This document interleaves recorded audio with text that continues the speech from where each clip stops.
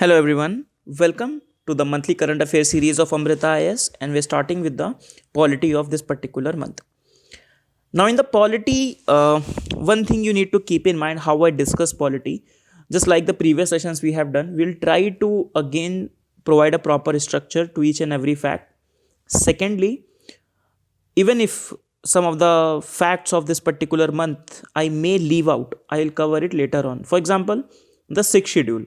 It was in the news because Arunachal Pradesh asked for it. I have covered that in July month, but I will cover it again in the coming months because these topics, fifth schedule, sixth schedule, they always remain in news, right? So I'll try to cover these topics as well. Okay. So let's move to the very first topic, that is the institutions. So these institutions in this polity comprises of the constitutional institutions that are there, CAG, EC, UPSC, or for example some statutory organizations such as your CVC, RTI, your NHRC. So all these institutions will cover here. The institutions that we cover in the governance are institutions such as KVIC, thoda sa different institutions that are there. Okay, let's start the topic. So election commission was in news. In fact, the appointment of the new election commissioner, that is the Rajiv Kumar, was in the news. Okay. Now under article 324(2), the president appoints the election commissioner. For appointment of the election commissioner, there is no specific committee being made. So it is basically, you can say, a prerogative of the executive only. And this is where the problems when it comes to the independence of the election commission also lies. Okay.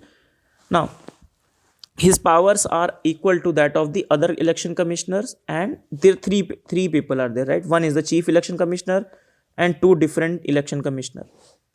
Now, all chief election commissioner is not above these election commissioner, right? He is just first among the equals. Now, for example, these two have voted on a particular thing, yes. If he says no, then the yes will prevail because the majority will be prevailed. So it will be decided by the majority among the member. Okay, so he is just the first among the equal. They all receive the similar equal salary allowances and the other benefit. The age 65 for 6 years, not 5 years, 6 years. So these are the few very basic things that you remember, that you prepare in your Lakshmikant, right? Or any other book that you read for your basic polity stuff. Then we discuss something about judiciary, and that is the contempt of the court. So what is contempt of the court? Contempt of the court means that when it refers to the offenses for showing disrespect to the court, right? When you harm the dignity and the authority of the court. Okay? What is the logic behind it? Because Article 261 says that the full faith and credit needs to be given to all the judicial proceedings or in every state, in whole of the union and the state. Right? So if there is an attempt to undermine the faith and the credit, undermine the authority of the judiciary, the loss of the public faith in the judiciary happens. For example, judiciary has given one order and you are not following it. Judiciary said that this punishment needs to be given and you are not following it. Then that is called a contempt of the court. Okay? Secondly, there is second of contempt when you tend to lower its authority, defame its public image. So it is said that the public will lose faith in the judiciary. Okay? And for that purpose, there is a provision of the contempt of court in India. There are a lot of constitutional provisions where we can see the presence of the contempt of the court. Firstly, it is not defined in the constitution. It is nowhere defined in the constitution. Contempt of the court, it is the reasonable restrictions under the article 19(2), that is freedom of speech and expression. So that means your freedom of speech and expression can be curbed when it comes to the contempt of the court. You cannot do the contempt of the court, right? You cannot scandalize the court, right? We will see more. Then Article 129 and Article 125. For example, Article 129 gives the power to the Supreme Court and similar power is given to the High Court for contempt of its own, and the contempts of the court subordinate to it for the High Court. Then Article 242 also says that the Supreme Court has power to punish to anyone for its contempt.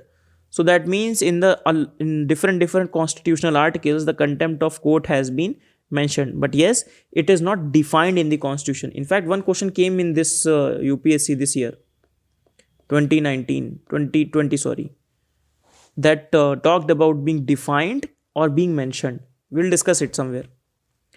Now, if it is not defined in the constitution, hence there was a particular act that came in 1971, Contempt of the Court Act. It defined contempt in two phases. First is the civil contempt, the second is a criminal contempt. In the civil contempt, when you willfully disobedience, when you show willful disobedience of the order of the court has said something and you're not following it, so that is a willful disobedience. Then criminal contempt is when the publication, you do something which scandalizes or tend to scandalize the court. For example, which lowers the authority of the court, which interferes with the due course of the judicial authority, or interferes or obstructs the administration of justice. For example, the justice has to be done, or for example, inquiry is going on, and you are not helping the judicial inquiry. So you are doing the obstruction of justice, administration of justice. Right? So for these matters, the criminal contempt will be applied on you and you will be punished. Now punishment is also given. Around 2000 rupees tak punishment hai and up to 6 months of imprisonment. One more important thing is that when the contempt is alleged to be committed, the proceeding should take place within 1 year. So for example, today I have done some contempt of court. Now, within 1 year, if the processing is done, that is fine. Otherwise, no acknowledgement of that can be done. And remember, it's also a suo motu power of the Supreme Court. It does not matter. For example, there is one person can say, okay, this case needs to be registered for contempt of court, that this person has done it. Or the Supreme Court itself can take the cognizance of the fact that the contempt of court has taken place and we will take this person up. Okay? So remember, it's a suo motu power. Then there are some exemptions to the contempt of court as well. For example, sorry. So if you are doing the fair and the accurate reporting of the judicial proceedings, if you are doing any fair criticisms of the merit of the judicial order, if your publication or any act is merely is merely a defamatory attack on the judge and it is not intended to interfere with the administration of justice. For example, you are saying something against a particular judge. If it is defaming the judge without interfering with the work he has done, then that is also not a contempt of court. Then you can also go under the defamation. That is fine. Defamation. In fact, in India, we also have criminal defamation.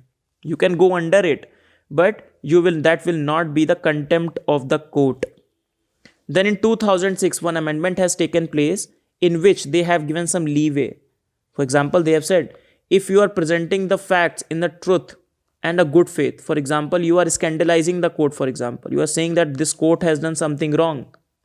But if you are saying the truth, if you are, for example, whistleblowing, then it is a valid defense in which the contempt of court proceedings will not happen to you.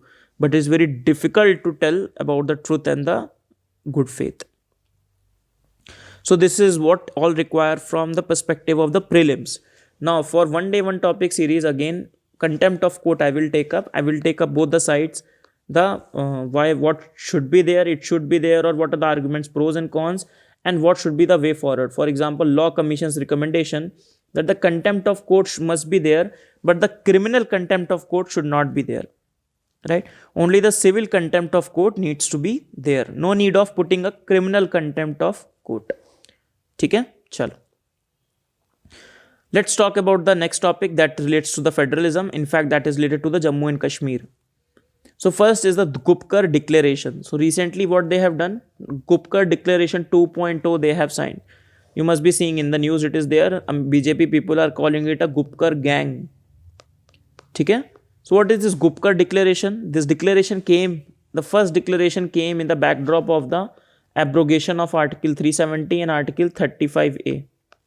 So what they have said? So they have done it in the August 2019, the first declaration. In August 2020, they have done the second declaration, and it is a reaffirmation of the first declaration. So 6 political parties of Jammu and Kashmir, they have signed a statement about the Gupkar Declaration 2 to collectively fight against the abrogation of Article 370. So what is their demand? Their demand is basically to go back to the status quo, the old status quo. So restore the special status, right? Carry out the talk, especially with the separatist leader. Without talk, nothing will happen, right? Unify their efforts. Like all the political party needs to unify their efforts to protect and defend the identity, autonomy, and the special status of the Jammu and Kashmir. So basically, what they want is the special status, the restoration of the special status of the Jammu and Kashmir is what they want. That brings us to the topic. I just want to explain you how 370 was revoked. Okay? The mechanism behind it. It is not important for the prelims perspective. We just need to know. Now, it happened last year, right? In August 19. How it took place? Now, for example, Article 370 says about few things. It says that now ultimately the government wants to do away with the Article 370 that is there in their manifesto also. Now, going away with the Article 370 requires them to invoke Article 373. That was the first step. So, on the recommendation of the Constituent Assembly of the state, the article shall cease to be operative. So, only on the recommendation of the Constituent Assembly of the state, means of Jammu and Kashmir, that article will cease to operate. Now, that was the argument being given because Jammu and Kashmir Constituent Assembly was dissolved in 1956. We don't have any Constituent Assembly. So, when we don't have any Constituent Assembly, this article will never be invoked. When this article will be never be invoked, hence Article 370 has got the permanent status. That is the argument of these, for example, Gupkar Alliance and the other Article 370 people. Now, what government has done? Government has taken a lot of legal and constitutional recourse. What they have done? Under Article 370, there is one article which says that the president with an order, with the concurrence of the government of the state, please see the words, with the concurrence of the government of the state, the president can get an order. So, president got an order. Order for what? Order for the reinterpretation of the constitution under Article 367. They have said that under Article 367, we will reinterpret. What reinterpretation they want to do? The reinterpretation they want to do, that is this Constituent Assembly will be replaced, will be reinterpreted as the Legislative Assembly. That is the current Legislative Assembly of the Jammu and Kashmir. Now, let us see. So, what they have done? The power under 271 with the concurrence of the state, Jammu and Kashmir government. Now, when they have done it, the Jammu and Kashmir government was not in place. It was under the President rule. When the President rule was there, they have said that this Jammu and Kashmir government is nothing but the governor. So, they have taken concurrence from the governor. First, the President has taken concurrence from the governor, as the Jammu and Kashmir government is not there. So, concurrence of the governor to do what? To amend Article 367. Amendment done for the reinterpretation for the Constituent Assembly to the Legislative Assembly. To Legislative Assembly to do what? To do this article, to invoke Article 373(3) and amend the Constitution, dissolve this Article 370. Now, next question comes in. Yeah, it's about the Legislative Assembly. But Legislative Assembly to nahi hai. There is no Legislative Assembly because again this is a President rule. Now again the new provision was invoked that in the times of the President rule, the Legislative Assembly's role is taken up by the Parliament. Now ultimately it is the Parliament which invoked Article 373 and revoked Article 370. Understood? So two things they have done. One thing they have done, that they have taken according to them, the concurrence of the Jammu and Kashmir government is the concurrence of the governor. Secondly, the Legislative Assembly was seen to be the Parliament of India rather than any elected Legislative Assembly of the Jammu and Kashmir. Hence, this was the order being done in the Parliament. First, a presidential order was done, then statutory resolution for this, and then finally Reorganization Act has come, which has dissolved one state and which has created two union territories. Jammu and Kashmir and the Ladakh. So this is what was done.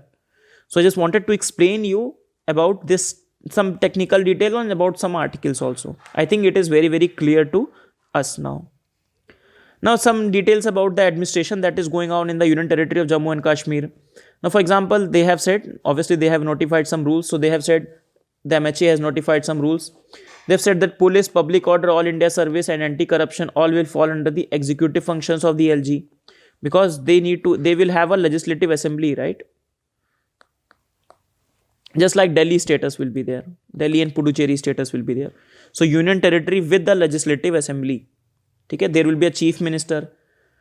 But these things, police, public order, all India service will work under the executive function of the LG, similar to Delhi.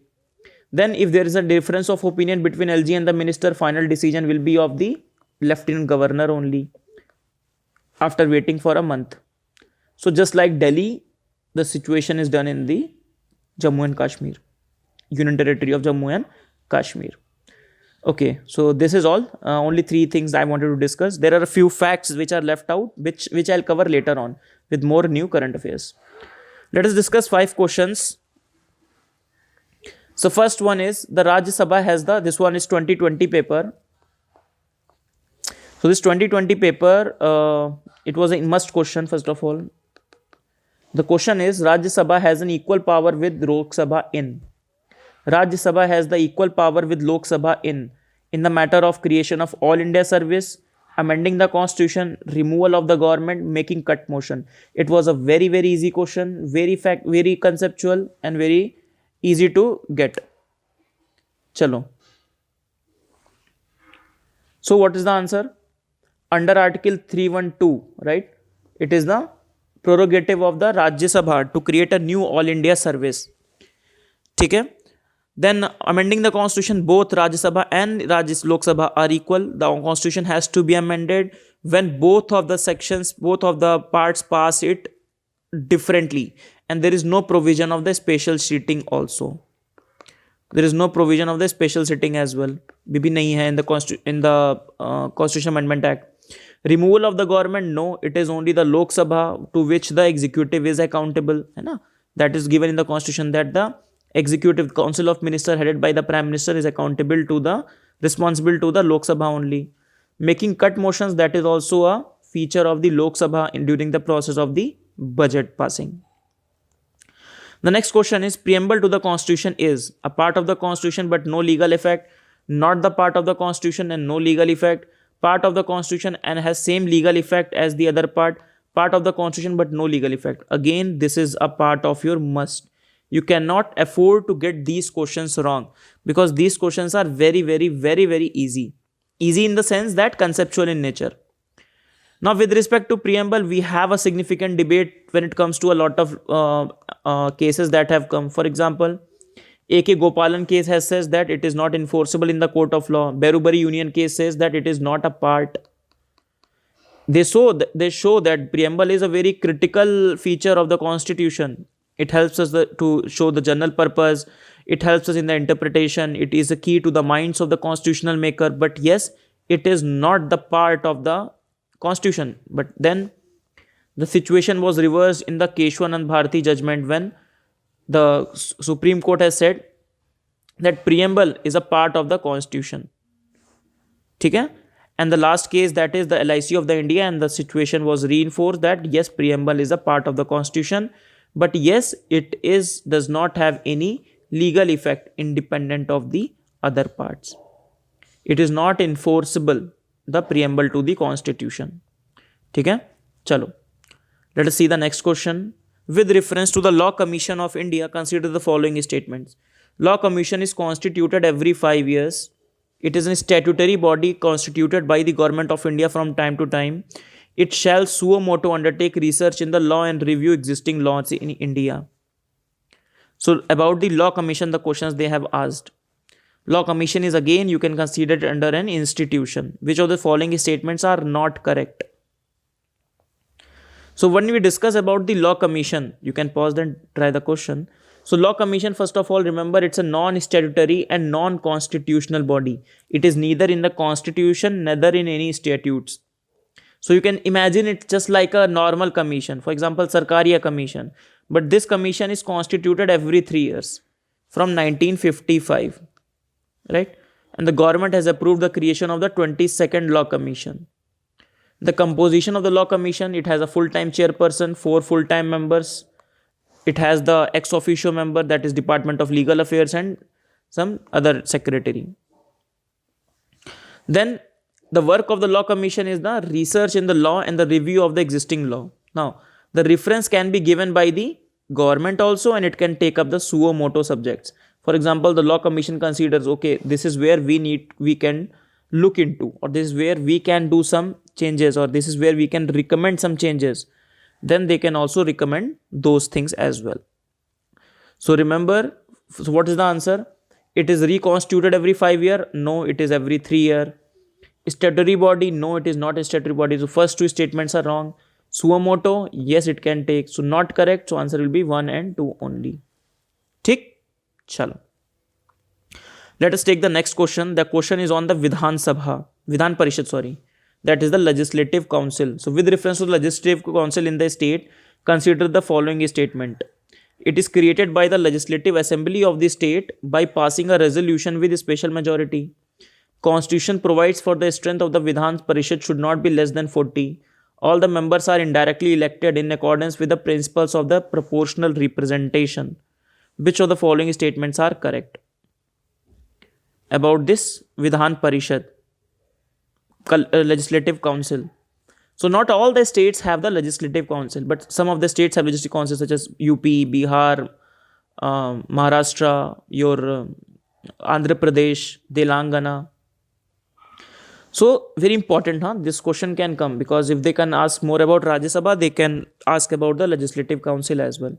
Some of the few factual details are there, you just need to remember them. Sorry.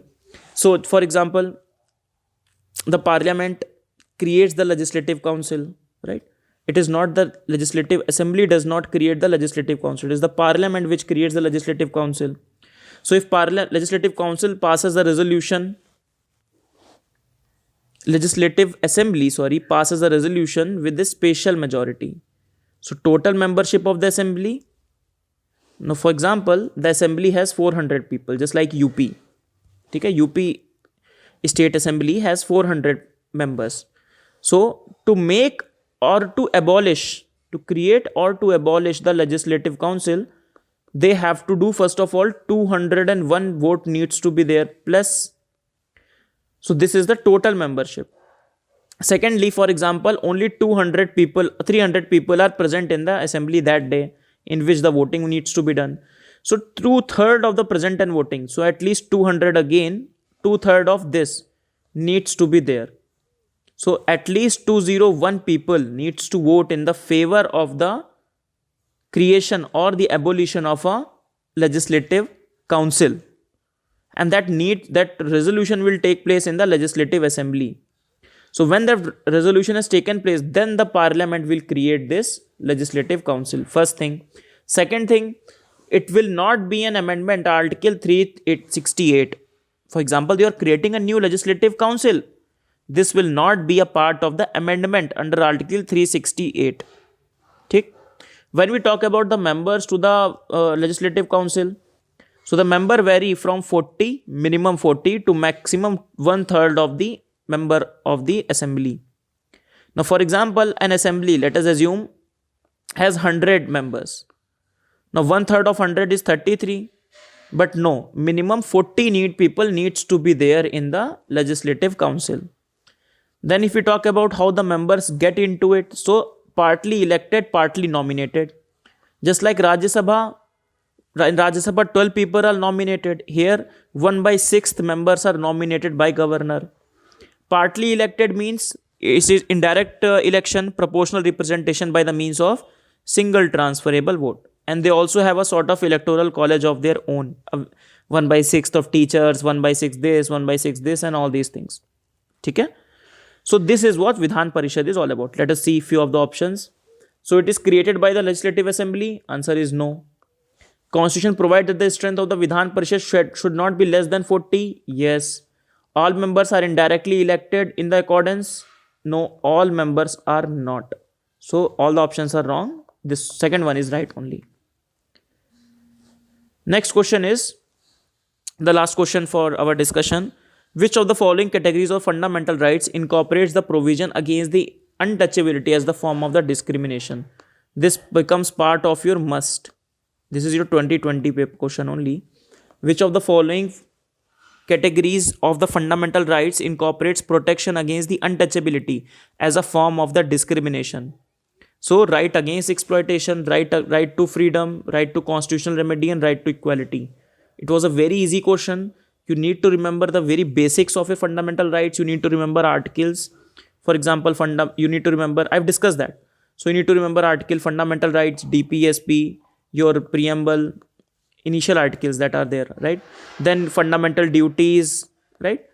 And some of the different articles. For example, ordinance power of the president, pardoning power of the president, some of the articles that you must remember. Now when it comes to articles, so just one second, untouchability, that is the article number 17, right? Under the right to equality. You need to remember all the articles that are there and under which category they lie in. And this exactly question was asked in your this question 2020. So untouchability, protection against the untouchability under the right to equality, right? So with this we finish our session. Let us very quickly revise what we have done. So first, the appointment of the election commissioner. So next is contempt of the court, the constitutional provisions to it, the definition of the contempt of court as defined in a particular legislation in 1971. Then Gupkar declaration that we have read. Then the article 370 that we have read, right? How that has been carried out. Then administration of the Union Territory of Jammu and Kashmir. Then one question we have read about Rajya Sabha's equal power with the Lok Sabha. Cases, whether preamble is a part of not or the legal effect of the preamble independent of the articles. Then law commission and legislative council, and the last one was whether in which the protection against the untouchability, the fundamental rights under which have the headings of the fundamental rights. Okay? So with this we finish our session. The polity we will go slowly, but we'll try to cover things in a bit detail. Okay? So with this we'll finish our session. See you in the next class. Bye bye. Thank you.